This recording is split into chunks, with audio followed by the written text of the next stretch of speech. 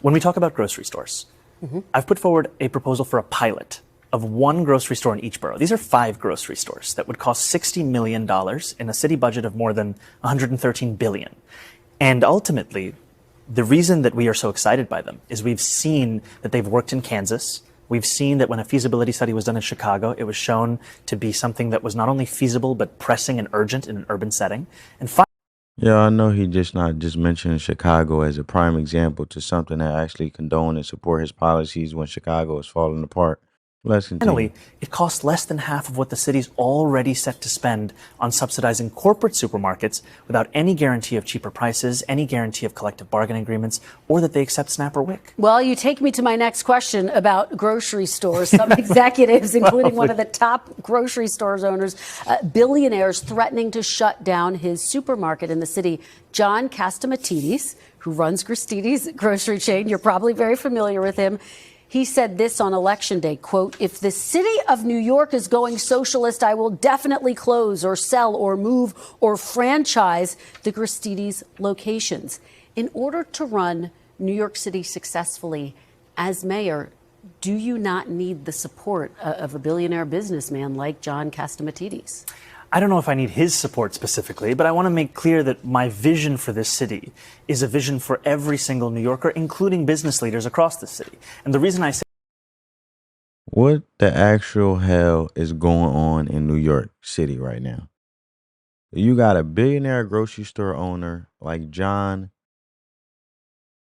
Costamitos or Costamitas, however you say his last name, the dude that owns the Christie's chain that they talking about right now, straight up saying he about to shut down all the stores in the city if things keep going the way they are. And why? Because the city apparently sprinting into full-blown democratic socialist territory. And listen, this isn't some conspiracy theory or exaggerated headline. This man said it on election day. If New York goes socialist, he said he's closing, selling, and franchising his stores. Gone out of there. Ditto. Now ask yourself this. What kind of wild political climate are we living in where a successful business owner, a man who's built something that feeds thousands of New Yorkers every day, feels like he has no choice but to pack up and leave? And if you want me to break it down even further, this candidate right here for mayor, Zohran Mamdani, for mayors, I heard pushing a plan to raise the corporate tax rate from 7.5% to nearly 12%. Like, y'all don't get it? So let me explain what this really means. If you run in a business in New York City, the city already takes more than almost any other place in America. Now, this guy wants to hike that number up so high, you have to be insane to start or keep a business in New York City. And get this, the pitch is that these higher taxes will help retain more talent in the city. What? So you want to tax the hell out of businesses, and your argument is that somehow make the city more attractive to work in? Like that's like punching someone in the face and saying you'll fix their headache. It don't make no damn sense.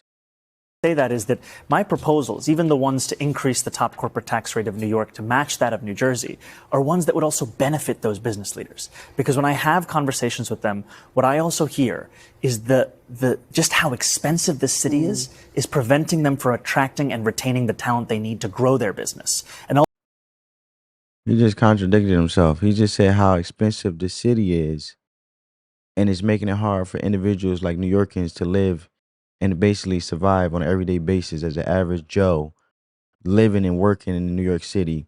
And you're talking about raising the taxes even more, where business owners who employ these New Yorkers, which is the everyday average Joe, trying to make it out and figure it out every single day, now could possibly lose their jobs if they are employed by Custides, this successful business owner in New York that say they'll pack up and leave due to your tax hikes.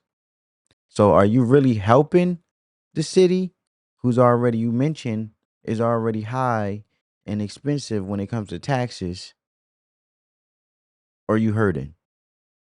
It doesn't take rocket science to figure that out. Ultimately, I'm looking forward to having those meetings, having those sit downs to make clear why this vision would benefit all. We went on your website and realized there's a policy proposal that says your plan, and I'm going to quote it for folks, is to shift the tax burden from overtaxed homeowners in the outer boroughs to more expensive homes in richer and whiter neighborhoods. Explain why you are bringing race into your tax proposal. That is just a description of what we see right now. It's not driven by race. It's more of an assessment of what neighborhoods are being undertaxed versus overtaxed. We've seen time and again that this is a property tax system that is inequitable. It's one that actually Eric Adams ran on saying that he would change in the first 100 days. He's since sought to defend it and lost at every juncture in court. And I understand you're saying we're simply describing the types of neighborhoods that would see these increase in taxes. And yet, by invoking race, do you run the risk of potentially alienating key constituents?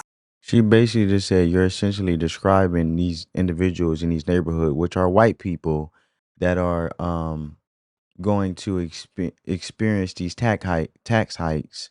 But then he's saying these are the description of what we're seeing right now as we're assessing the communities. But he just shaked his head and basically confirmed the simple fact that he is talking about white people. Like, am I tripping here or am I tripping?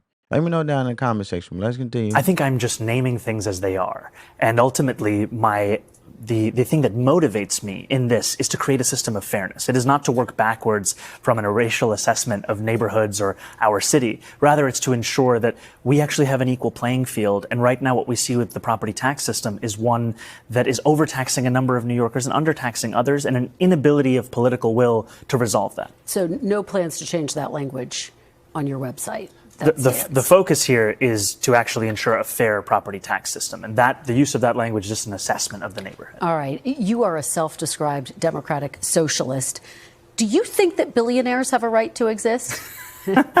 I don't think that we should have billionaires because, frankly, it is so much money in a moment of such inequality.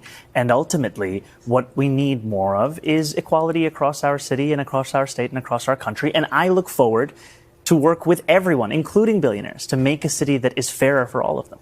Well, let me ask you about what Donald Trump, the president of the United States, has had to say. He's had a lot to say about your campaign. He called you a communist. Because he's the president, I want to...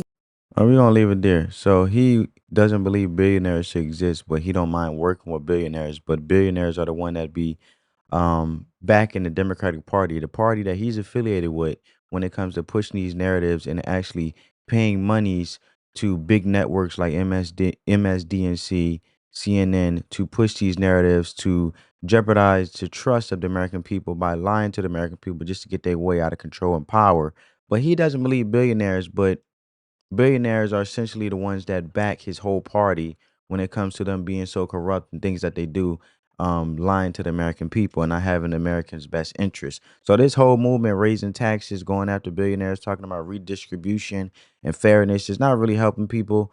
It's about punishing success. And that's what this is, a hit job on people who built something. And these progressive policies sound good on paper until you look at the real world results. Look at San Francisco, look at Chicago, look at LA. Businesses are dying, crime is rising, people are fleeing. And you want to know what happens when you scare off billionaires and business owners? You don't just lose their money, you lose jobs, you lose opportunity, you lose innovation, and eventually the city collapses under its own stupidity, like this individual right here, based on ignorance. And if you think it stops there, nah, it gets even dumber. You want to know why it gets even dumber? Because this same candidate, go check his website if you don't believe me, literally wrote that he wants to shift the property tax burden from overtaxed homeowners, right, into outer boroughs to homes in richer and whiter neighborhoods. Whiter neighborhoods. So now we're not just taxing people based on income, we out here taxing people based on race. Okay, so we're weaponizing whiteness now. That's what we're doing. That's the new economic strategy. So let me ask you something. If someone said we're going to tax blacker neighborhoods more, would that fly? Hell no. So there would be riots, protests, national headlines, Black Lives Matter, you name it. But because they're saying whiter neighborhoods, we're supposed to just nod and say, yep, that sounds fair. Nah, it's still racism in the name of equity. So you can't call it justice when your plan is to punish one group to help another, and that's not equality. That's revenge politics. But let me know what you guys think down in the comments below. Give this video a big thumbs up. Help crush that YouTube algorithm. On that note, family, I'm out. Peace.